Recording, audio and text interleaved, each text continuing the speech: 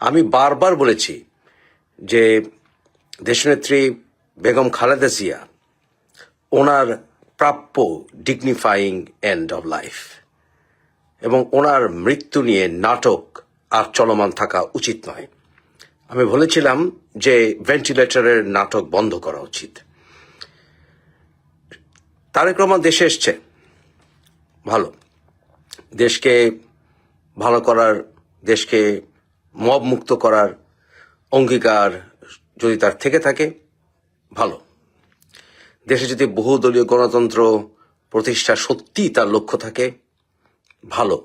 দেশে যদি মৌলবাদ নির্মূল করার তার প্ল্যান থাকে ভালো। তবে আমি বারবার বলেছি খালেদা জিয়ার এই মৃত্যু নাটক শেষ করা আবশ্যক। কারণ খালেদা জিয়া শুধুমাত্র তারেক রহমানের মা নন, খালেদা জিয়া আমাদেরও নেত্রী। খালেদা জিয়া একজন সম্মানিত ব্যক্তিত্ব, কয়েকবারের প্রধানমন্ত্রী। উনি জীবনে অনেক কষ্ট করেছেন। ওনার ডিগনিফাইং এন্ড অব লাইফ আমরা দেখতে চাই। ডিগনিফাইং, আমাদের সবাইকে মরতে হবে। এখন তারেক রহমানের সকল আনুষ্ঠানিকতা শেষ হয়েছে। সে সমাবেশে যুক্ত হয়েছে, ভাষণ দিয়েছে। তার আবার কি মেটিকুলাস প্ল্যান কে জানে, তাও আমরা ইঙ্গিত পেলাম। He has a plan. তারপরে সেই হাদির কবরেও গেছে। ইলেকশন কমিশনের নির্বাচনের জন্য সে তার প্রার্থিতা এখন জাস্ট আনুষ্ঠানিকতা বাকি আছে কিছু। ন্যাশনাল আইডিও করেছে। এখন শেষ আনুষ্ঠানিকতাটা ঘোষণা আসবে, সেটা হচ্ছে খালেদা জিয়া মারা গেছেন। কারণ ভেন্টিলেটরটা জাস্ট অফ করে দেওয়া হবে, এটি আর কিছুই না। তো সেটা একদম সর্বশেষ লেটেস্ট ডেভেলপমেন্ট আপনাদের কাছে আসবে। আশা করি 24 ঘন্টা পার হবে না, কারণ এটাই লাস্ট লেগ। তবে আজকে আরেকটি বিষয় দিয়ে শেষ করবো। খালেদা জিয়া, আশা করি ওনার জানাজায় লক্ষ লক্ষ মানুষ হবেন। ওনার জন্য আমরা সবাই দোয়া করব যেন আল্লাহ তাকে জান্নাতুল ফেরদৌস দান করেন। তবে কিছু লোক, কিছু কমেন্ট দেখেছি, ওরা বলেছে জিয়া রহমানের মৃত্যুর পর লক্ষ লক্ষ মানুষ হয়েছে। এর আগে যখন আমাদের শেরে বাংলা মারা গিয়েছিলেন, আমাদের পিতারা বলেছিলেন যে তার ঢাকা শহরে লক্ষ লক্ষ মানুষ সমাগম হয়েছিল। শেরে বাংলার সেই জানাজার রেকর্ড ভেঙেছিল জিয়াউর রহমানের জানাজা, এবং আমি সেটা দেখেছিলাম, ছোট ছিলাম, দেখেছিলাম। এরপর আমরা গোলাম আজমের জানাজায় মানুষ হতে দেখেছি অনেক। ওই যে বললাম, মানুষ হবে। কিন্তু ব্যঙ্গ বিদ্রুপ করে কি বলে জানেন? যে জাতির পিতা বঙ্গবন্ধুর জানা যায় নাকি গুটি কয়েক মানুষ হয়েছিল। যেই লোকের আহ্বানে বাংলাদেশের মানুষ মুক্তিযুদ্ধে ঝাঁপিয়ে পড়েছিল, সেই লোকের জানাজার কেন কয়েকজন মানুষ হয়েছিল জানেন? কারণ তখন যার লাশ নিয়ে যাওয়া হয়েছিল না টঙ্গিবাড়িতে, সে লাশটা ছিল শুধুমাত্র তার।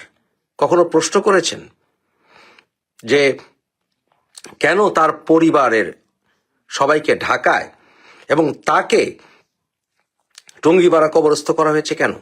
কারণ প্রথমত তার এলাকার মানুষের ভেতরে একটি তীব্র ঘৃণার সৃষ্টি যাতে না হয়, তার জন্য একের পর এক তার পরিবারের লাশগুলো টঙ্গিপাড়ায় নামানো হয় নাই। কারণ টঙ্গিপাড়ার মানুষ এত বেঈমান নয় যে বঙ্গবন্ধুর পরিবারের সবার লাশ একে একে নামাবে আর তারা জীবন দিয়ে দিবে না। সেখানে আর্মি চুপিসারে এসেছিল। আর্মি ট্রাক দেখলে মানুষ এমনি ভয় পায়। শুনেছিল ঢাকায় গোলাগুলি হয়েছে, তারা ভয়ে ছিল, এবং সেই ফাঁকে বঙ্গবন্ধুকে সেখানে শায়িত করা হয়েছে। জানা যায় মানুষকে আহ্বান করা হয় নাই, এভাবে সবাইকে ঘোষণা দেওয়া হয়নি যে বঙ্গবন্ধুর লাশ এসছে। আর এই যে ওসমান হাদি বলেন আর যত যার কথাই বলেন, যদি আর্মি দেশে যদি এই অবস্থা 75-এর মতো অবস্থা থাকতো, আর আর্মি যদি এরকম ভয়ঙ্কর অবস্থা নিত, যে মেজর ডালিম ধমক দিচ্ছে রক্ষী বাহিনীকে পর্যন্ত, এই অবস্থা যদি হতো, বাংলাদেশের মানুষ রাস্তায় নামতো এই হাদির জানাজা পড়তে বা অন্য কারো জানাজা পড়তে? মোটেই না, মোটেই না। ওকে, কারণ সবাই ভয় পেয়েছে আর্মি বেরোলে গুলি করবে বা বঙ্গবন্ধু লাশের সামনে গেলেই গুলি করবে। এর জন্য বঙ্গবন্ধু জানা যায় প্রথমত মানুষরা কনফিউজ ছিল, দ্বিতীয়ত লাশ সব জায়গায় একসঙ্গে করে টুঙ্গিপাড়া নেওয়া হয়নি, আর তৃতীয়ত গুলি খাওয়ার ভয়। বুঝতে হবে, প্রতিহিংসা রাজনীতি শেষ করতে হবে। Violence begets violence. Let's forgive, forget and move on করতে হবে সবাইকে। Forgive, forget, move on. আর যারা ফরগিভের ভিতরে যারা কিনা সত্যি অন্যায় করেছে তাদের সুষ্ঠু বিচার করতে হবে। বঙ্গবন্ধুকে অপমান করে কেউ বড় হতে পারবে না, জিয়াউর রহমানকে অপমান করে বড় হতে পারবে না, মুক্তিযোদ্ধাদের অপমান করে কেউ বড় হতে পারবে না। নেতাদের সমালোচনা করেন, আমরা সবাই করব। বঙ্গবন্ধুকেও কনস্ট্রাকটিভ সমালোচনা করেন না কেন, জিয়াউর রহমানকেও করেন, অপমান করেন না। তারেক হাদির কবরে গেছে, শহীদ রাষ্ট্রপতি জিয়ার কবরে গেছে। শহীদ রাষ্ট্রপতি জিয়ার কবর নিয়ে অনেক নাটক হয়েছিল, এখানে তার লাশ নাই। আর না থাকলে কি, থাকুক বা না থাকলে কি, তার সন্তানরা এখানে কবর হিসেবে নিয়েছে। এটা বিএনপির একটি স্মৃতিসৌধে পরিণত হয়েছে, এটাই বা মেনে নেন না কেন? লাশ থাকুক বা না থাকে, এটা রাজনীতি করেন কেন? জিয়াউর রহমানের ওখানে কবর, এটাই মাজার হিসেবে ধরে নিতে হবে। তাকে সম্মান যেমন দিয়েছে তারেক তার বাবা হিসাবে, বিএনপি নেতা হিসেবে, আমাদের শহীদ রাষ্ট্রপতি হিসাবে, বঙ্গবন্ধুর মাজারও তার জিয়ারত করা উচিত। তারেক, বঙ্গবন্ধুর মাজারে যা দোস্ত, সম্মান দেখিয়ে আয়, এতে তুই ছোট হবি না, এতে ছোট হবি না। মুক্তিযুদ্ধের স্মৃতিসৌধে গিয়েছিস, ভালো কথা, বঙ্গবন্ধুকে সম্মান দেখা। আমাকে আজকে একজন নেতা বলল যে তারেক প্রধানমন্ত্রী হতে যাচ্ছে, আপনার বন্ধুকে আপনি তুই তো আখ্যা না করে আপনি করে বলেন, সম্মান করেন। আমরা নো, কেন? আমি হিপোক্রেসি করতে পারি না, আমি মুফাজ্জল ইসলাম। আমি পরিচিত আমার নিজের পরিচয়, আমাকে কোটি কোটি মানুষ চেনে আমার নিজের পরিচয়, নিজের যোগ্যতায়। পিতামাতার, দাদা দাদি, নানা নানির পরিচয় পরে আসে। তারেকের পরিচয় প্রাথমিকভাবে ওর বাবা এবং মার কারণে আসে, পার্থক্যটা এখানেই। বন্ধু বন্ধুই, বন্ধুকে কেউ আপনি করে বলে না, ঘনিষ্ঠ বন্ধুকে তুই করেই বলে, তাহলে আদর করে তুমি বলবো। এ সকল নাটক বন্ধ করো সবাই, জনগণ একসাথে হও, দেশকে গড়ে তোলো, শান্তি ফিরিয়ে আনো। একটা ছোট্ট দেশ, পৃথিবীর 93তম ক্ষুদ্র দেশ, পৃথিবীর 3য় বৃহত্তম জাতিগোষ্ঠী বাঙালির একটি দেশ। বহু কষ্ট রক্তের বিনিময়ে আমরা বাংলাদেশ পেয়েছি। শহীদ রাষ্ট্রপতি জিয়াউর রহমান যুদ্ধ করেছিলেন, বঙ্গবন্ধু ভাষণে আমাদের সবাইকে বাংলার স্বাধীনতার ডাক দিয়েছিলেন। ভাসানীকে, চার নেতাকে, সবাইকে সম্মান করলে আমরা ছোট হয়ে যাব না। এমএজি ওসমানকে সম্মান দিলে আমরা ছোট হয়ে যাব না। যার যা অবদান তা স্বীকার করে দেশকে সামনের দিকে এগিয়ে নিয়ে যাও। সবাই একসাথে কাজ করো, দেশকে জালেমদের হাত থেকে রক্ষা করো। এটাই হোক আমাদের ভবিষ্যৎ রাজনীতি। কোটা বিরোধী আন্দোলনের নামে বাংলাদেশের স্বাধীনতা বিরোধী চক্রান্তকারীরা কতগুলো আত্মঘাতী সন্ত্রাসীকে রাস্তায় নামিয়ে দিয়ে, এবং সেই সব আত্মঘাতী সন্ত্রাসী নিজেরা নানান ধরনের মানুষ হত্যা করে। তারা প্রথমে হত্যা করলো আবু সাইদ নামে এক জঙ্গিকে রংপুরে, তারপরে অনেক শিশু তারা হত্যা করলো। এগুলো করে করে তারা বাংলাদেশের সাধারণ মানুষের মনোযোগকে এই উত্থানের মধ্যে নিয়ে আসলো। বাংলাদেশের মানুষকে স্বপ্ন দেখালো যে বাংলাদেশ একটা ভালো বাংলাদেশ হবে। সেটা করে তারা এমন তাণ্ডব চালালো যে তাণ্ডবে বাংলাদেশের অনেক ধরনের মানুষ সংযুক্ত হয়েছিল, কেউ বুঝে কেউ না বুঝে। তারা সেই তাণ্ডবে কাকে ফেলে দিল? একটা নিয়মতান্ত্রিক সরকার, মুক্তিযুদ্ধের পক্ষের সরকার, বাংলাদেশের ইতিহাসে সবচেয়ে বলিষ্ঠ প্রধানমন্ত্রী শেখ হাসিনার সরকার। কোন শেখ হাসিনা? যেই শেখ হাসিনা বাংলাদেশের জাতীয়ভাবে বলুন, আন্তর্জাতিকভাবে বলুন, অভ্যন্তরীণভাবে বলুন, কিংবা আন্তর্জাতিক পরিমণ্ডলে বলুন, পররাষ্ট্র নীতির ক্ষেত্রে বলুন, অর্থনৈতিক ক্ষেত্রে বলুন, সবচেয়ে বেশি সাফল্য দেখিয়েছিলেন। দেশকে দীর্ঘ 15-16 বছর তিনি টানা শাসন করে বাংলাদেশের জন্য শুধু অভূতপূর্ব অর্থনৈতিক মুক্তি আনেননি। আপনারা যদি প্রধানমন্ত্রী শেখ হাসিনার এমনকি আপনার পররাষ্ট্রনীতির ক্ষেত্র সাফল্যগুলো দেখেন, যে 1996 সালে উনি যে বাংলাদেশের পার্বত্য চট্টগ্রাম এলাকার যারা আছে পাহাড়ি তাদের সাথে যে শান্তি চুক্তি করলেন, তারপরে 1996 সালের উনি যে গঙ্গার পানি বন্টন চুক্তি করলেন, কিংবা উনি যে সমুদ্র সীমানাগুলা মিয়ানমার এবং ভারতের সাথে সমুদ্র সীমানাগুলা নির্ধারিত করলেন, এবং আরো সবচেয়ে যেটা গুরুত্বপূর্ণ একটা জিনিস যেটা বাংলাদেশের মানুষ ওইভাবে জানে না, ভারতের সাথে আমাদের অনেক জায়গায় সীমানাটা নির্দিষ্ট করা ছিল না। তিনি সেই সীমানাটা ভারত সরকারের সাথে এঙ্গেজমেন্টে গিয়ে নির্ধারণ করলেন। এইভাবে আপনি যদি প্রধানমন্ত্রী শেখ হাসিনার আন্তর্জাতিক ক্ষেত্রে, পররাষ্ট্রনীতির ক্ষেত্রে, অভ্যন্তরীণ নীতির ক্ষেত্রে সাফল্যগুলো দেখেন, বাংলাদেশ আজ পর্যন্ত যত মানুষ শাসন করেছে তাদের কারো কিন্তু এতগুলো সাফল্য নাই। এই ধরনের একটা প্রধানমন্ত্রীকে ফেলে দেয়া হলো কিছু জঙ্গি গোষ্ঠী মিলে। জঙ্গিদের কি কথা ছিল, এই জঙ্গিরা এখনো কিন্তু আপনি যদি ওদের ইউটিউব দেখেন, ওদের ভাষ্য দেখেন, যে আমাদেরকে নরকের মধ্যে রেখেছিল। মানে ওই 15-16 বছর আপনি ইলিয়াসের কথা শোনেন, ওই বারবার তাকে নরকের মধ্যে রেখেছে, পিনাকিকে নরকের মধ্যে রেখেছে। হ্যাঁ, কথা তো সত্য। বাংলাদেশের স্বাধীনতা বিরোধীরা তো ওই প্রধানমন্ত্রী শেখ হাসিনার ওই 15 বছরে কোনো শান্তিতে থাকার কোনো কারণ নাই। তাদেরকে যে বঙ্গবন্ধু সরকার বা স্বাধীনতা উত্তর আওয়ামী লীগের সরকার এদেরকে যে সবাইকে মেরে ফেলেনি, এটাই ওদের সৌভাগ্য হওয়ার কথা ছিল না।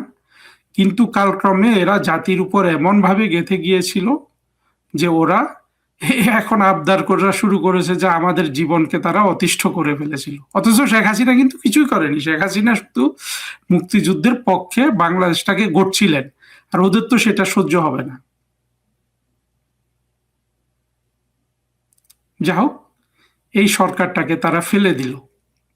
ফেলে দিয়ে তারা যে যা যা বলে তার কি কোনো কিছু তারা কি করতে পেরেছিল? করতে পারেনি। বাংলাদেশের দেখেন অশান্তি কত গুণ বেড়েছে, মানুষের অনিশ্চয়তা কত গুণ বেড়েছে, বিভিন্ন জায়গায় খুনাখুনি কত গুণ বেড়েছে, জঙ্গিদের হামলা কত গুণ বেড়েছে, বাংলাদেশের শিল্পী সাহিত্যিকদের উপর আক্রমণ কত গুণ বেড়েছে, সাধারণ মানুষের উপর আক্রমণ কত গুণ বেড়েছে। সবকিছু বেড়ে গেছে না? যে এই ইউনুসের আমলে, যে ইউনুসকে নিয়ে বাংলাদেশের মানুষের একটা মোহ ছিল যে ইউনুস আসলে বাংলাদেশ অনেক ভালো হয়ে যাবে, আমরা কি দেখলাম? আমরা দেখলাম যে বাংলাদেশ সবচেয়ে খারাপ অবস্থাটা আপনার ছিল এই ইউনুসের আমলে।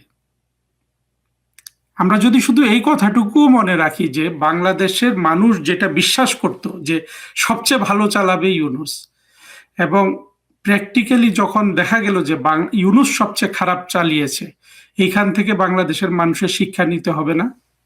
সেই শিক্ষাটা কি? যে বাংলাদেশের মুক্তিযুদ্ধ বিরোধীরা যতই রাষ্ট্র ক্ষমতা দখল করুক আর চালাক, কখনোই তারা মুক্তিযুদ্ধের পক্ষের শক্তির মতো রাষ্ট্রটা চালাতে পারবে না।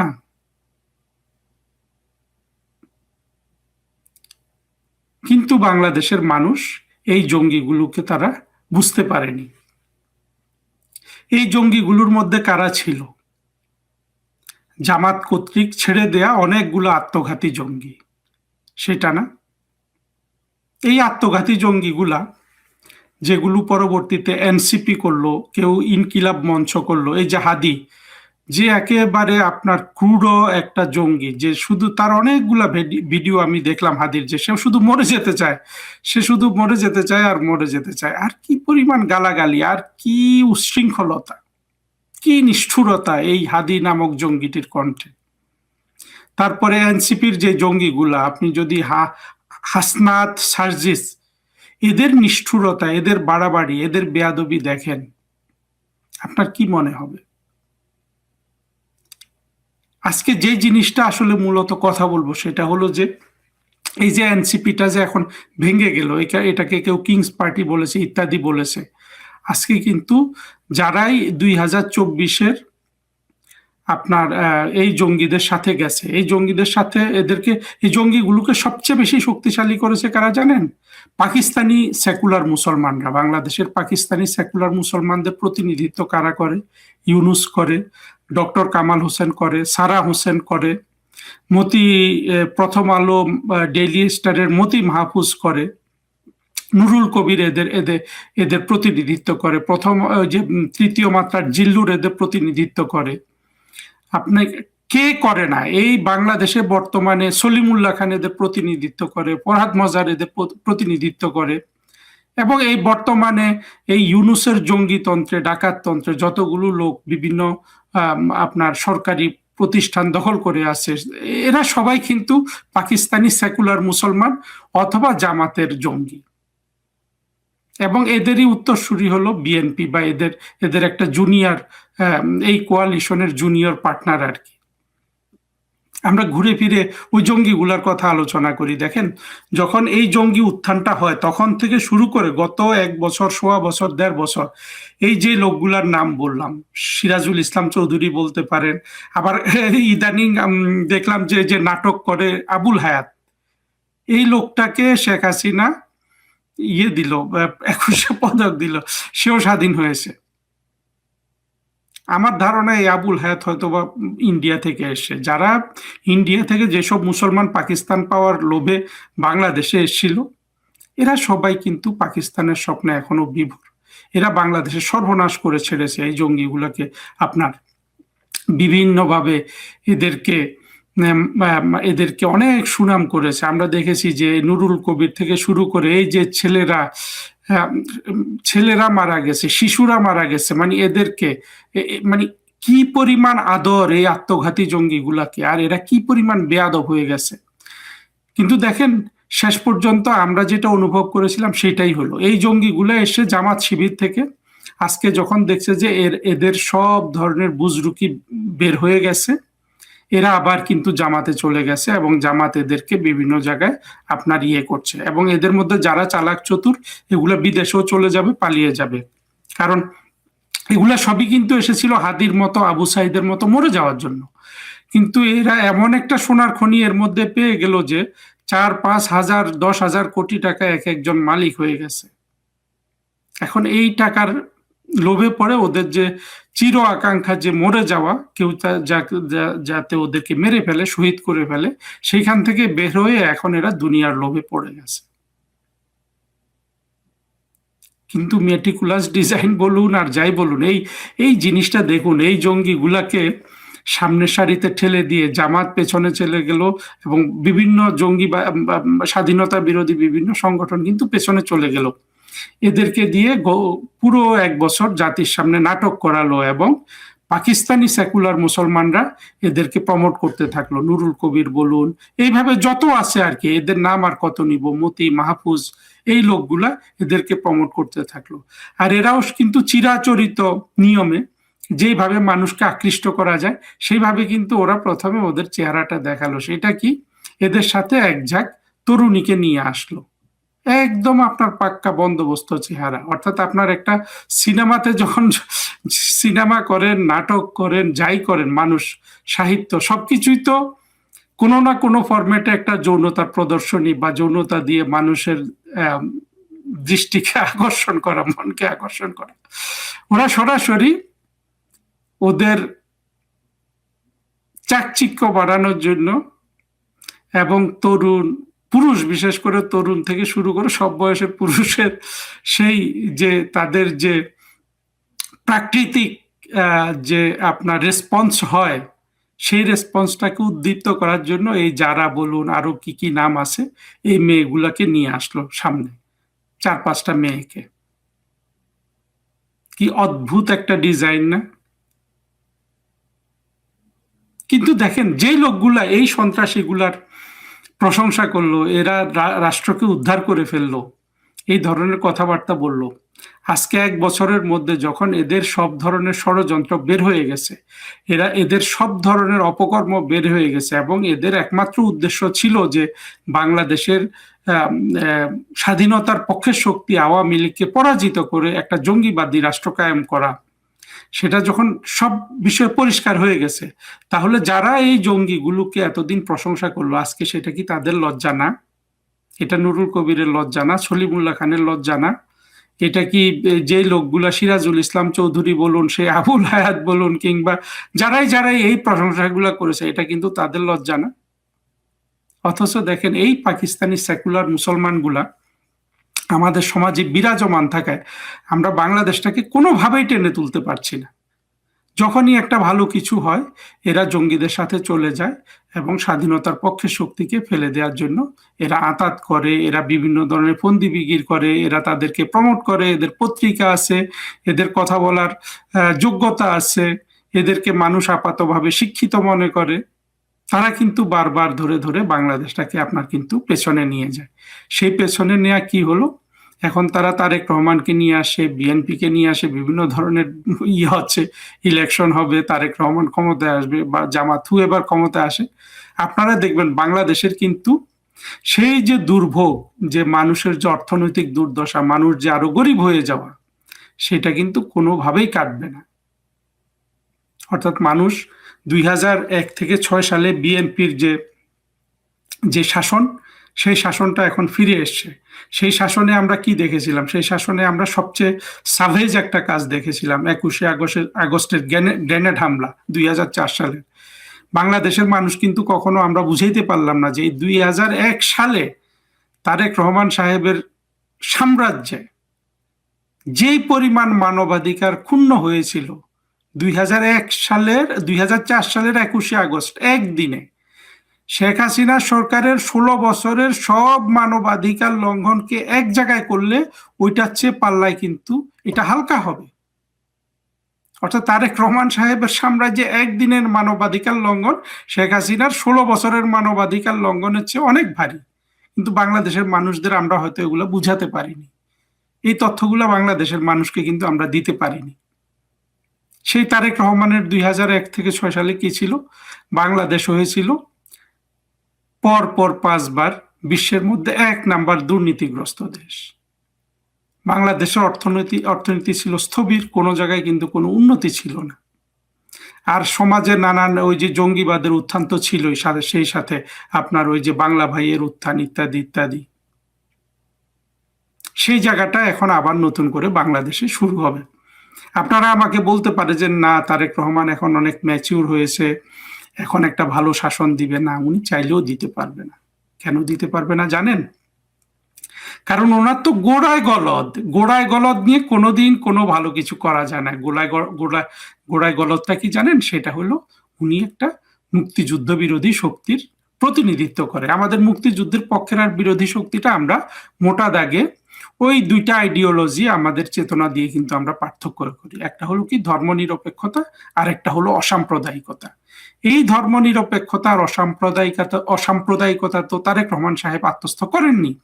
তারেক রহমান সাহেব হয়তো প্রথম দিন বক্তৃতায় উনি এগুলো নিয়ে কিছু বলেননি, কিন্তু উনি কিন্তু আমার দৃষ্টিতে যে বক্তৃতাটা উনি 16-17 মিনিটে দিয়ে, ওটা পুরোই একটা সাম্প্রদায়িক বক্তৃতা। ওইখানে উনি যে পদ্ধতিতে রাষ্ট্র চালাবেন বলেছেন, ওটাতে আসলে আশার কোনো আলো নাই। আশার আলো আসলে দিতে পারবেন না। এটা আমি বারবার বলছি যে দেখুন, আমাদের মুক্তিযুদ্ধের যে চেতনা, সে ধর্মনিরপেক্ষতা, অসাম্প্রদায়িকতা, এইটার শক্তি সম্পর্কে শুধু যদি আওয়ামী লীগ সচেতন হতো, তাহলে আমাদের সব সমস্যার কিন্তু সমাধান হয়ে যেত। কিন্তু এইটার শক্তি সম্পর্কে আওয়ামী লীগও কখনো পরিপূর্ণভাবে বঙ্গবন্ধু থেকে শেখ হাসিনা সচেতন হতে পারেনি। আর জিয়াউর রহমান, তারেক রহমান, খালেদা জিয়া, এদের থেকে তো এটা আশা করারই কোনো কারণ নেই। কারণ হলো এরা ওই লোকগুলা, এদের কনস্টিটিউয়েন্সি, তাদের খদ্দের যে লোকগুলা হলো আমাদের স্বাধীনতা বিরোধী, যারা জঙ্গিবাদী রাষ্ট্র চায়, নিদেন পক্ষে পাকিস্তানি রাষ্ট্র চায়, অথবা তারা ভালো কিছু চায়, আমেরিকার মতো রাষ্ট্র চায়। কিন্তু ওদের যে গোড়ায় গলদ, ওরা যে ওই যে ধর্মনিরপেক্ষতা এবং অসাম্প্রদায়িকতা, এই চেতনা দুটোকে আত্মস্থ করতে পারে না। এগুলোকে যখনই কেউ আত্মস্থ করতে না পারবে, রাজনৈতিকভাবে তার যত সদিচ্ছা থাকুক, তার সেই মার্টিন লুথার কিং জুনিয়রের আপনার মানে তার কথা নকল করে যতই তারেক রহমান বলুন আমার একটা প্ল্যান আছে, কোনোটাই উনি কার্যকর করতে পারবেন না।